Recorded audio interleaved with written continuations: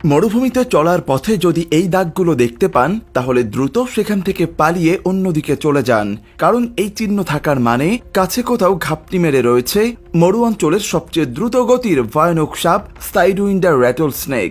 নাম থেকে আন্দাজ করা যায় হর্ন স্নেক বা সাইডউইন্ডার স্নেক মূলত র্যাটল স্নেক প্রজাতির সাপ। মরুভূমির সাপগুলোর মধ্যে সবচেয়ে দ্রুততম সাপ হচ্ছে এই সাইডউইন্ডার। এই সাপ মরুভূমি দিয়ে চলার সময় বাঁকা চিহ্ন রেখে যায়, আর এখানেই খেয়াল করবেন সাইডউইন্ডার সাপ চলার সময় নিজেও কেমন বাঁকা হয়ে চলে, যা কিনা অন্যান্য সাপের তুলনায় আলাদা। মনে প্রশ্ন উঠতে পারে এই সাপ কেন এভাবে চলে। সাইডউইন্ডার অন্যান্য সাপের মতো স্বাভাবিকভাবেও চলতে পারে, তবে মরুভূমির বাড়িতে বিশেষ করে দিনের বেলা এই সাপ শরীর বাঁকা করে চলে। আর এই চলার ভঙ্গিটা এমন যে দেখলে মনে হবে নিজেকে ঠেলে মুচড়ে সামনের দিকে এগিয়ে নিয়ে যাচ্ছে এই সাপ। সত্যি বলতে এভাবেই চলে সাইডউইন্ডার।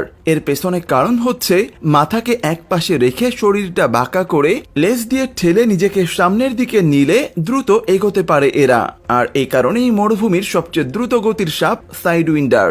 এভাবেই প্রতি ঘন্টায় 18 মাইল গতিতে ছুটতে পারে এরা। তাছাড়া চলার পথে শরীর ঠেলে এভাবে দ্রুত এগোলে মরুভূমির উত্তপ্ত বালির তীব্র গরম থেকে এদের শীতল দেহ রক্ষা পায়। চলার সময় পুরো শরীরটা বাড়ি ছুঁয়ে থাকে না, শরীরের একটা অংশ ঠেলে দেওয়ার পর বাকি অংশ ততক্ষণে ঠান্ডা হয়ে যায়। তাই এভাবে চলাটাই সাইডউইন্ডারের জন্য সুবিধাজনক। এই সাপ বিষধর হলেও অন্যান্য র্যাটল স্নেকের তুলনায় অতটা বিষধর নয়, যে কারণে মানুষকে ছোবল দিলেও প্রাণহানির ঝুঁকি তুলনামূলক কম, তবে বেদনা হবে মারাত্মক। যদিও সাইডউইন্ডার অত ঝামেলা করার মতো সাপ নয়, তাকে না ঘাটালে সেও চুপচাপ নিজের পথেই চলে যায়। অবশ্য সাইডউইন্ডার চতুর ধরনের শিকারী, এরা লুকিয়ে থেকে শিকার করে, তবে এদের অসীম ধৈর্য। সাধারণত এরা রাতে বের হয়, সেদিক থেকে এদের নিশাচরই বলা চলে, কিন্তু রাতের পাশাপাশি দিনেও শিকারে বের হয় এরা। আর দিনে বের হলে দ্রুত গতিতে চলার জন্য শরীর ঠেলে এগোলেও শিকারের সময় কিন্তু সাইডউইন্ডার তার এই দ্রুত গতি ব্যবহার করে না, বরং শিকার দেখলে আস্তে ধীরে চলাফেরা করে এবং সুযোগ খোঁজে। তখন দ্রুত না চলার কারণ হচ্ছে সাইডউইন্ডার বেশিরভাগ সময় গিরগিটি প্রজাতির প্রাণীদের খাবার হিসেবে গ্রহণ করে, আর গিরগিটি সাইডউইন্ডারের চেয়েও অনেক বেশি দ্রুত। তাই শিকার ধরতে যাওয়ার আগেই শিকার ছুটে পালাবে, যে কারণে সাইডউইন্ডার গতি ব্যবহার না করে সুযোগের অপেক্ষায় থাকে, আর এই সুযোগটা তৈরি করে নেয় সাইডউইন্ডার নিজেই। এই জন্যই একে ধূর্ত শিকারী বলা হয়।